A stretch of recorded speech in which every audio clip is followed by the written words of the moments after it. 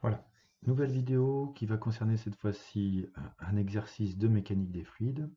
Donc l'exercice en question concerne une installation hydroélectrique, comme on a déjà pu le voir à travers différents exercices. Cette installation, donc je vais lire l'énoncé pour noter quelques informations importantes. Donc une installation hydroélectrique comporte une retenue d'eau amont, donc celle qui se trouve être ici, trois conduites forcées, attention, il y en a trois, parallèles de diamètre 300, donc avec un diamètre de 300 cm chacune. Un ensemble de turbines qui se trouve être là, voilà. Un bassin aval, ici, voilà, selon le schéma donné en annexe, donc celui sur lequel je viens de dessiner. Lors du turbinage, le débit-volume total est QV égale 217 m3 par seconde. Donc ça, c'est une information importante, que je vous propose d'ailleurs de noter tout de suite sur votre feuille d'exercice, que je vous invite à prendre immédiatement, voilà, pour déjà noter ces informations et puis ensuite réaliser l'exercice. Donc dans l'exercice, on note plusieurs petites choses. Donc déjà, une première chose, notre débit volumique de 217 mètres cubes par seconde. Donc là, c'est le débit volumique. Débit volume. Ensuite, nous avons comme autre information le fait que nous ayons un diamètre de 300 cm chacune. Donc je note là aussi que nous avons un diamètre. Je vais le noter comme ça, diamètre. Non, je vais noter avec la lettre D. D'accord? Qui fait 300 cm. Attention, c'est chaque conduite. Il y a trois conduites, donc 300 cm chacune. Donc ça, c'est le diamètre. Donc, attention, je le note bien, trois conduites. Il y a 3 fois 300 cm de diamètre de conduite. Puis, nous avons, voilà, on supposera les vitesses nulles des vitesses en eau 1 et 3. Donc ça aussi, c'est une information importante dont il faut tenir compte. Donc, vitesse V1 est égale à la vitesse V3 pardon, égale 0 m par seconde.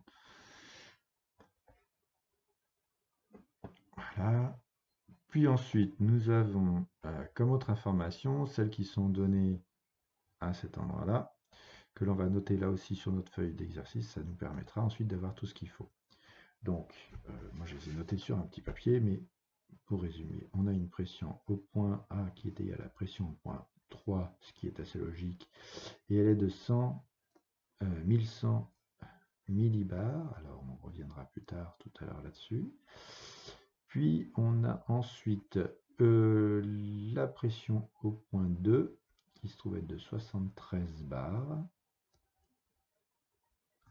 Enfin, nous avons des altitudes. On a l'altitude Z1 qui est égale à 1695 mètres. Et on a Z2 et Z3 qui se trouvent être à la même altitude de 740 mètres. Je vais vous donner quand même la formule pour calculer le nombre de Reynolds qu'on n'a pas vu dans le rappel. Donc le nombre de Reynolds va caractériser le type d'écoulement qu'on va avoir dans les canalisations. Donc c'est la vitesse multipliée par le diamètre divisé par la viscosité dynamique qui est donnée ici. Je vous invite à mettre en pause la vidéo afin de réaliser l'exercice.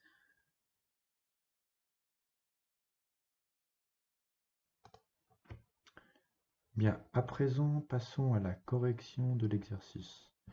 Première des questions, nous allons calculer la vitesse d'écoulement de l'eau dans les conduites forcées. Donc, si on prend les données que nous avons, nous allons considérer finalement uniquement le débit, qui est ici, et le diamètre. Pourquoi uniquement ces deux valeurs? Parce que nous allons utiliser la formule qui lie le débit volumique avec la vitesse et la section que l'on a vu dans le rappel précédent. Alors évidemment, la formule, il va falloir l'utiliser comme ça, puisque ce qu'on cherche, nous, c'est la vitesse. Donc V, c'est Q divisé par S. Ok, donc je rappelle que c'est le débit volume qui nous intéresse ici. Alors là, deux choses dont il va falloir tenir compte. Déjà, nous avons une section à calculer. La section étant en mètres carrés, il va falloir utiliser ici un diamètre en mètres carrés. Donc, on va calculer la section avec la formule suivante, avec le diamètre de 300 cm, ça veut dire qu'il fait 3 mètres. Je vous épargne le calcul, si je vais l'écrire quand même, divisé par 4, on va avoir un résultat d'environ 7,07 mètres carrés. Ça fait une belle section.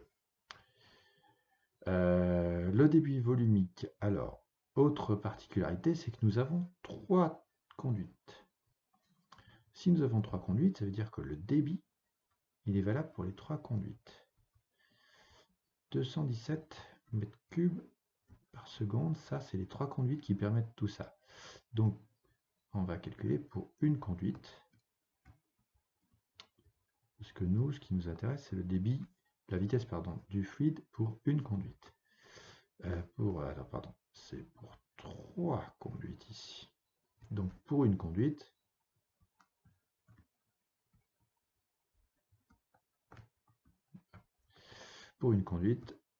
le débit, on va l'appeler petit 1, va être égal à QV divisé par 3.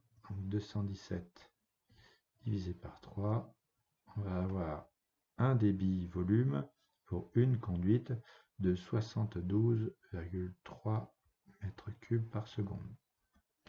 Donc ça nous permet d'avoir les deux informations importantes qui sont le débit dans une conduite et la section de la conduite. Enfin, nous allons donc appliquer la formule pour calculer la vitesse. Donc V va être égal à QV, donc 72,3 par 7,07. Et là aussi, si vous faites le calcul, vous obtiendrez un résultat de 10,23 mètres par seconde. Donc ça, c'était la réponse à la toute première question, c'est-à-dire calculer la vitesse du fluide dans une conduite, pour une conduite. Voilà. Alors, sachant qu'évidemment, il y a la même vitesse sur les 3 conduites. Deuxième question, c'est de calculer le nombre de Reynolds pour l'écoulement de l'eau dans une conduite forcée. Et on verra après s'il s'agit d'une conduite, d'un écoulement laminaire ou turbulent. Donc, deuxième question. Je remets en couleur noire. Deuxième question. Calculer le nombre de Reynolds. Le nombre de Reynolds, je vous l'ai donné dans le début de l'énoncé. La formule, donc V fois D divisé par la viscosité. Donc là, on a une vitesse, 10,23, qu'on va multiplier par le diamètre, 3 mètres, divisé par la viscosité qui fait 1 10 puissance moins 6. Et on obtient un nombre de Reynolds qui fait 30,7 fois 10 puissance 6. Voilà.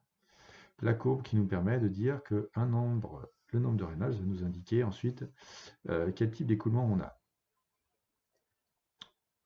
Et on va être, si on regarde bien le nombre de Reynolds ici, plus on est important, là c'est en 10 puissance 3, donc à partir de 3000 ici, on voit qu'on a un régime qui va être turbulent, non plus laminaire. Au-delà de 3000, on est en régime turbulent.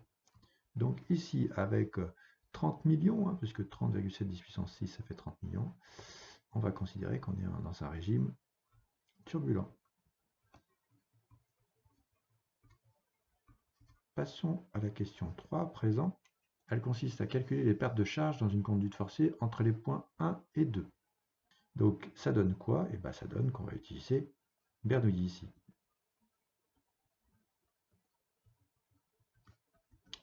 entre les points 1 et 2.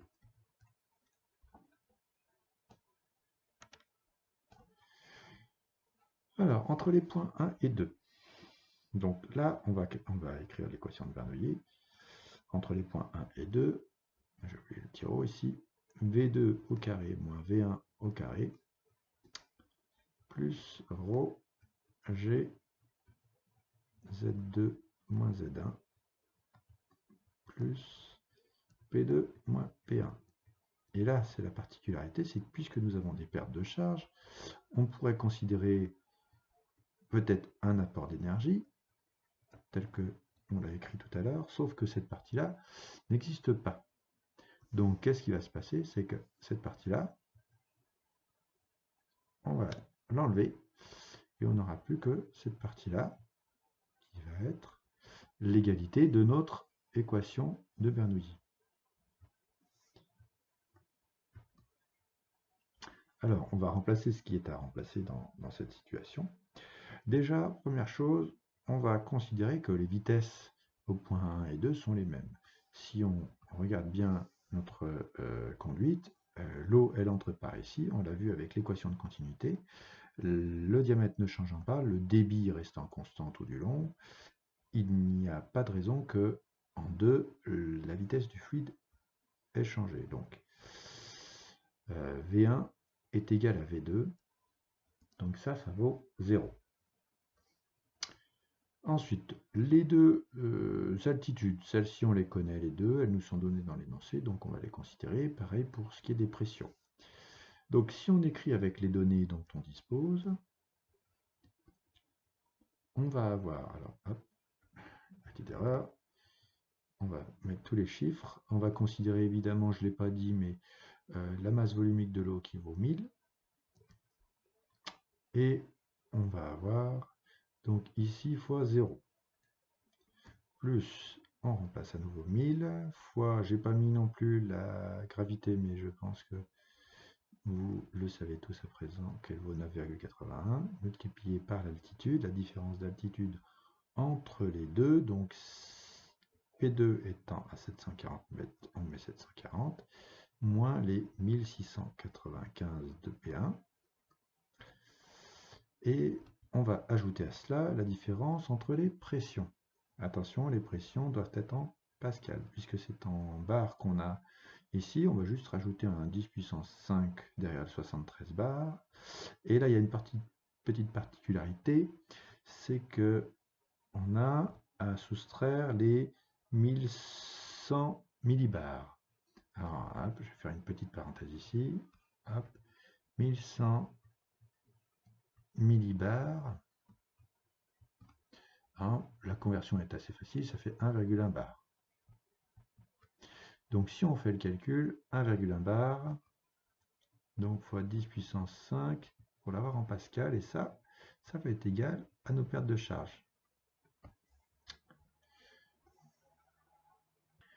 Donc si on passe maintenant au calcul proprement dit, on va déjà faire une première chose, c'est on va supprimer ça, puisque c'est multiplié par 0, donc l'ensemble ici qui est multiplié par 0 va faire 0.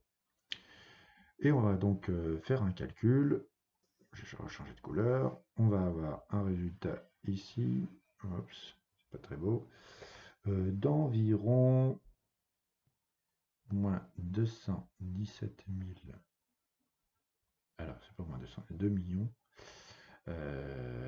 800 550, et donc moins, hop.